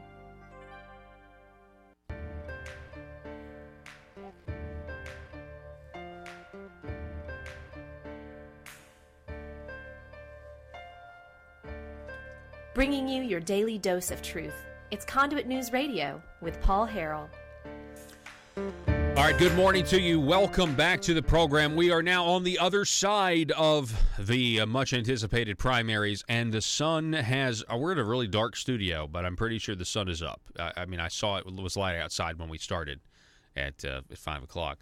And I want to say there's a lot... It's kind of a mixed bag, I mean, in a lot of ways, but I really think this is a really good thing for the taxpayers and the people of Arkansas that State Representative Dan Sullivan did secure a victory last night. The people went with him, and he joins us now on the phone. State Representative Dan Sullivan, good morning to you, and congratulations. Good morning, Paul, and thank you very much. I really appreciate the support that I received from the voters of District 53. It was a difficult race to stay on topic and stay focused on the issues. We were up against a lot of money, big funding, but we came out on top, and I really feel good about that. So thank you. Yeah, what would you say that? I don't have the numbers in front of me, but I mean, what would you say that ratio is about? How much more money your opponent had than you did?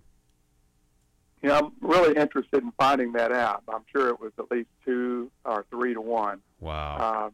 But again, I really want to focus on what the issues are. I thought the biggest factor in this race, Dr. Peck did not want to focus on the important issues. He wanted to make personal attacks and really distract and deflect from the issues that really face District 53. And I don't think it worked for him very well. But every time Dr. Peck and I debated and focused on the issues, I think I came out strongly on top. So as the race continued and the campaign continued, he focused less and less on the issues and more on personal attacks. Mm-hmm. I just don't think the people of District 53 of the state of Arkansas want to see elections based on personal attacks. They want to discuss the issues. Yeah, I think you're right about that. In the issues, your voting record was on your side, and that's why it was so hard for him. I mean, if you have as conservative voting record as you do, it was really hard for him because he has no voting record. In some of these other cases, you have existing office holders challenging incumbents, and they're able to, I would say, mislead and distort, saying I voted for this when in fact they didn't vote for that, and we saw that across the state. But in this case, you have somebody who's not doesn't have a public office, so he has no record of supporting this piece of legislation or voting this way, where you do, and so then like you said, he resorts to personal attacks. And it seems like, and kudos to the Jonesboro Sun, I really, that article they ran on Sunday exposing what was a complete falsehood about Medicaid fraud and everything else. I think the people kind of realized, okay, this is, if you're putting out things that are blatantly untrue, with the legal term of fraud, and of course they had the documents from the Attorney General and the Medicaid Inspector General saying that was not the case. I think that's kind of what I mean. That and other things woke people up, don't you think? Absolutely. I had several people at the polls yesterday, including one person, at least one in the healthcare field, that said they changed their vote after reading that article and seeing the way Dr. Peck had conducted himself. And I really want to move, even in today's discussion with you, Paul, away from those positions and away from the personal attacks and those personal issues. We won. Let's put those behind us and let's move forward. And I think that's the message that Conduit has always put out. Yeah. And you have always put out. Let's talk about the issues. You mentioned them already today. Issue 1 is huge.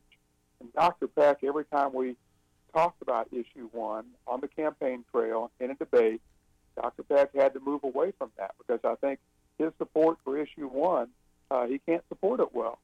Dr. Peck didn't want to talk about education much.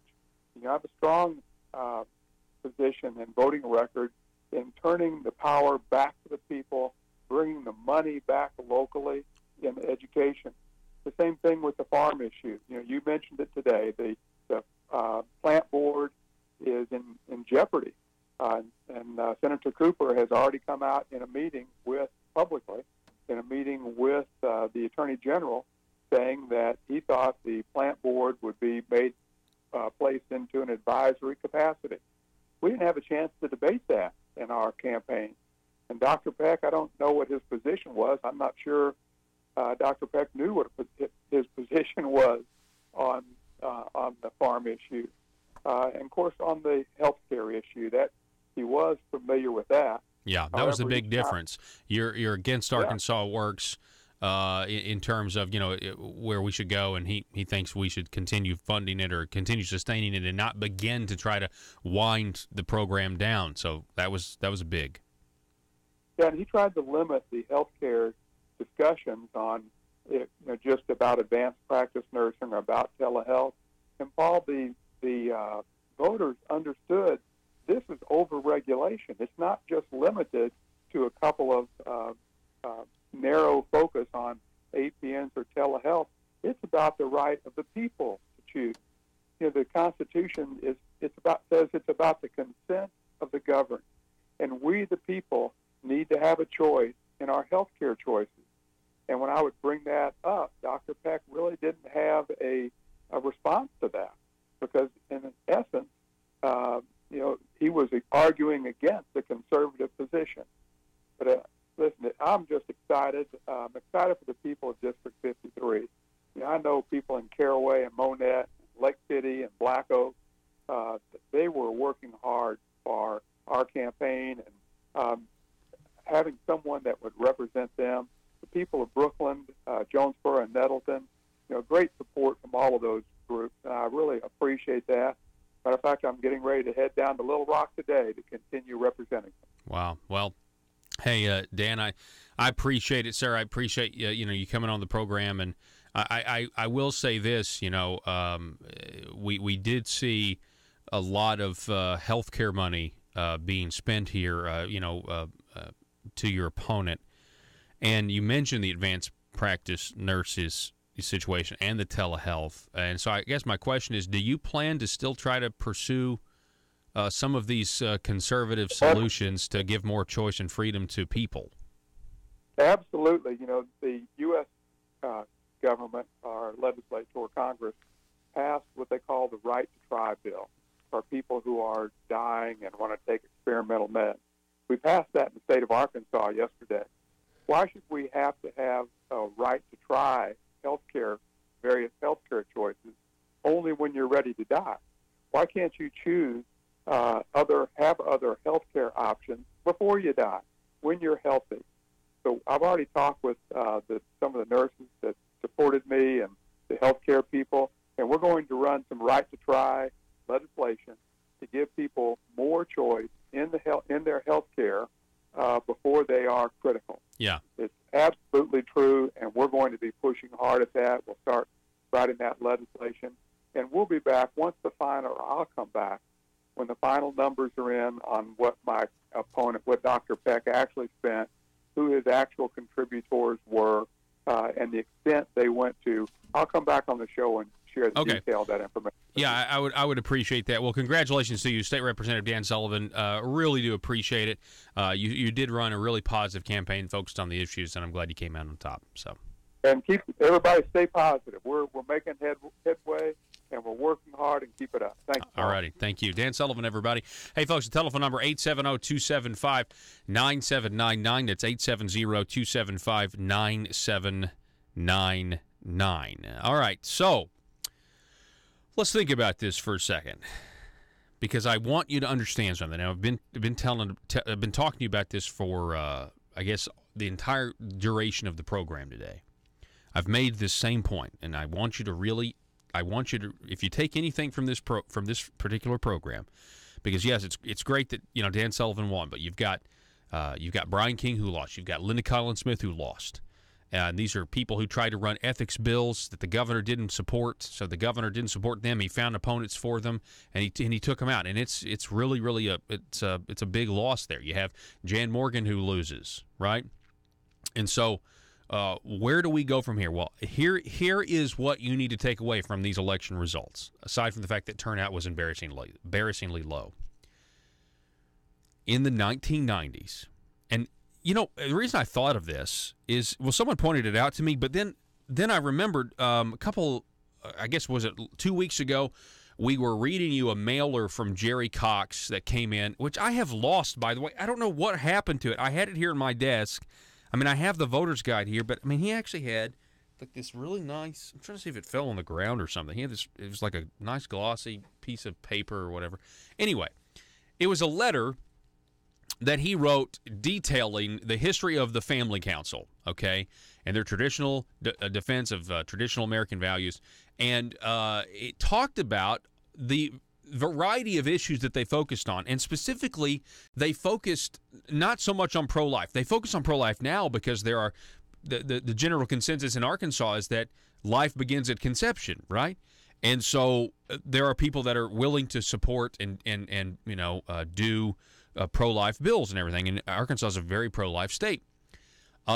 But he talked about, well, before we were a pro-life state, in the 1990s, we had to work against, let's say, providing contraception or condoms to students. Bill Clinton wanted that to happen in all of our schools and stuff like that. And so they were trying to fight that. And they were trying, it was an assumption of immoral behavior, that sort of thing. And so he was trying to fight that. And Jerry Cox was in the Family Council. And so that's kind of what it dawned on me here, that in the 1990s in Arkansas, many people thought abortion was perfectly fine, that it was a perfectly acceptable method of birth control, that if you get pregnant, well, it's abortion, and leave people alone, and we don't want to stand up for the innocent life of the unborn, and it's whatever, who cares? You just do what you want to do. Or it was maybe like some sort of weird don't ask, don't tell policy. Well, eventually that changed. Do you know how it changed? It changed by people educating their neighbor about what a life really was. About what the scientific ideas of, whether it's the child has got all of its fingers and toes at, such a very young age. I think it's like 5 weeks, and then you look at the Pain Capable Child Act or whatever, the heartbeat, all of that stuff. People started, and like, oh my gosh, this is actually a life, right? If you take anything from this show, I want you to understand something. That is the way people are now when it comes to economic, fiscal issues. That is the way our state is now. We have people who just don't quite understand the benefits of a limited government and the pitfalls of a big government. And that is where you come in. That is where you come in. You guys have got to get out there and tell people more about Conduit News and really engage people about what their philosophies are. What do they think the responsibility of government really is? What do they think the responsibility of government really is? And when they advocate for tax increases like State Representative Dan Douglas does over and over and over again, and he is the honest Republican. He's an honest Republican who just tells you we have to have money to do things. We have to have money to do things. If you want to fund pre-K, you got to vote for this bill, a tax increase. And I kind of welcome his honesty. Matter of fact, I'd love to, if Dan Douglas does in fact hold on and win, I'd love to follow him around and film a reality TV show for him, because I think it would be huge. It would be huge. Good ratings. But I guess what I'm saying is we have got to double down here, and we got to continue educating people. I've said for a long time it does seem that Asa Hutchinson is a transition governor. That still is the case. There's no doubt about that. Money is freedom.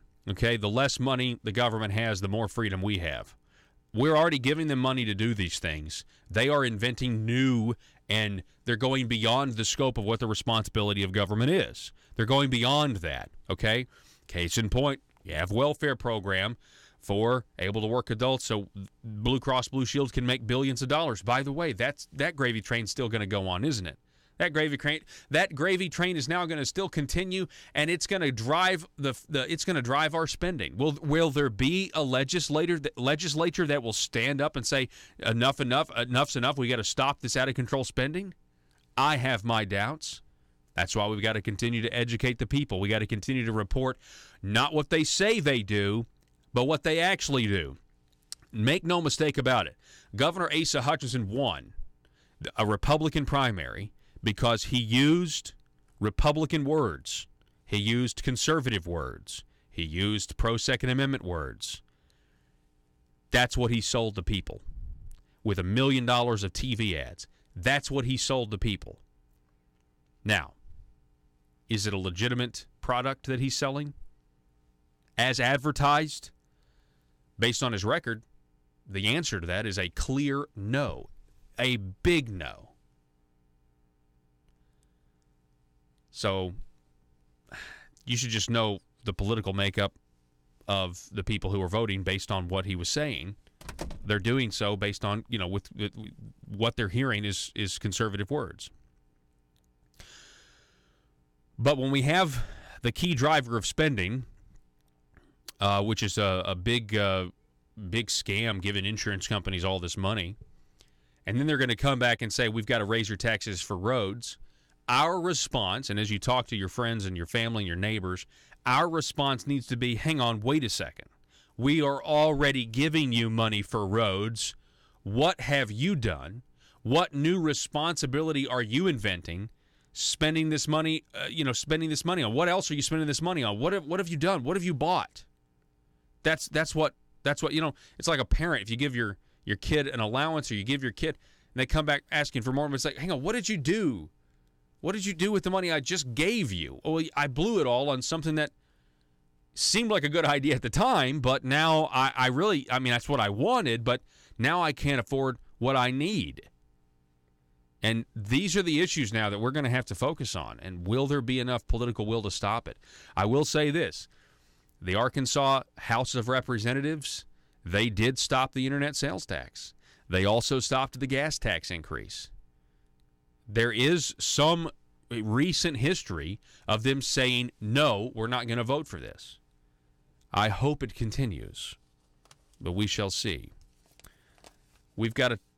Have we gone to break yet? No. Okay, let's take a break, reset things. Give me a text message, phone call, 870-275-9799. You can get the rest of the show, folks, if you missed any of it, for free at conduitnews.com, video or audio only, as well as right now broadcasting live, facebook.com/conduitnews. Russellville-based firearms manufacturer Omega are making clones of the most notable German firearms in the world. These delayed rotor-lock firearms have been and are currently used by law enforcement and military worldwide. At Omega, they manufacture their guns right here in Arkansas and produce the best reproduction in the marketplace that comes with a complete 5-year warranty. At Omega, they take firearm manufacturing seriously and offer discounts to active and retired law enforcement. Whether you're using Omega firearms to defend the public, defend your family, or for target practice, Omega has your back. For pricing, go to omega-guns.com. That's omega-guns.com. If you're like me, you believe that small business is the heart of Arkansas's economic engine, and it should be viewed that way by the politicians in Little Rock. Conduit for Commerce also believes, like you and I believe, policies that achieve less regulation and lower taxation help small business in Arkansas thrive. Other policies like small, constitutionally consistent government and reducing citizen dependency on government keeps it from growing and expanding its influence on our daily lives. Conduit for Commerce works every day to educate the general public and legislators on these important priorities in the name of Arkansas small business. By the way, contributions to Conduit for Commerce are tax deductible. Log on now to conduitforcommerce.org and click on Contact Us on the right side of the page. That's conduitforcommerce.org. Go there now and learn the facts on protecting small business in Arkansas.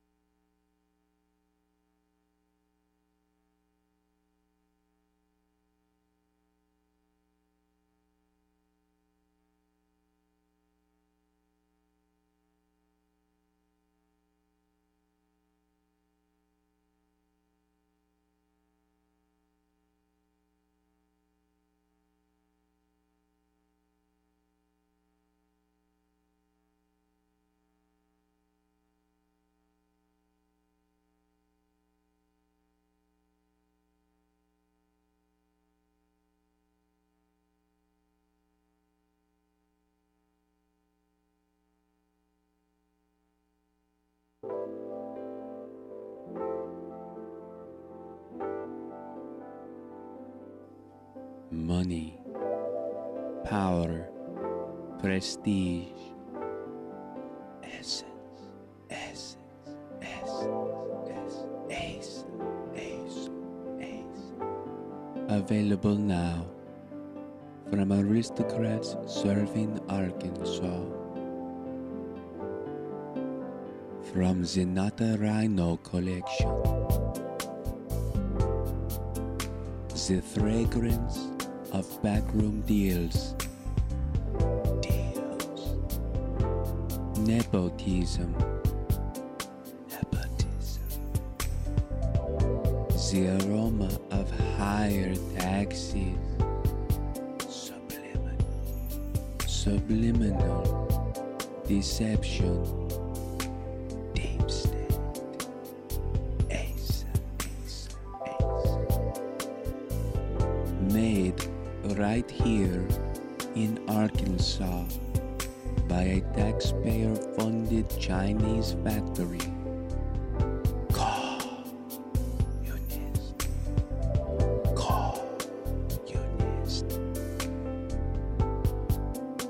Every bottle carefully crafted for you. Gender neutral. Nothing says aristocrat like Essence of Bureaucrat. Essence of Bureaucrat by Asa. Available now in the Marble Palace gift shop. Paul Harrell parody.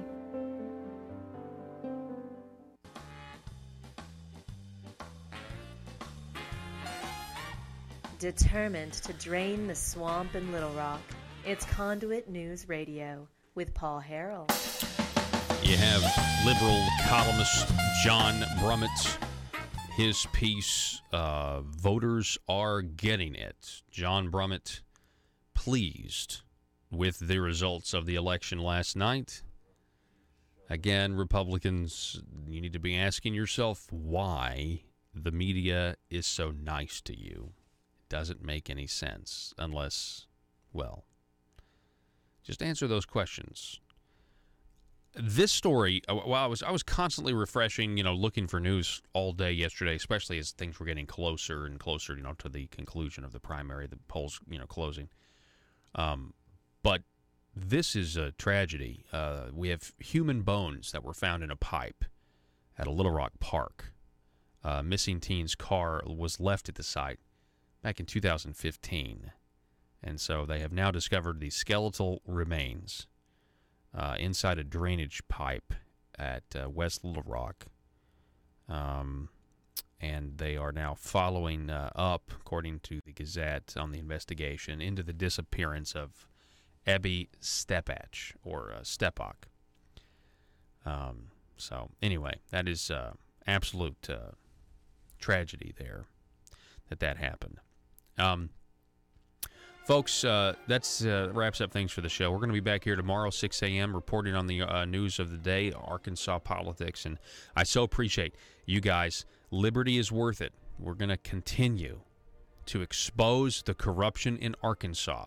And I think there's more media now paying attention to that. And there are a lot of people anticipating what's coming down the pike. We're also going to continue to be a shelter for those people who want honest government, because liberty is worth it. We're going to go. We're going to see you here tomorrow. Have a great day. Arkansas, be safe.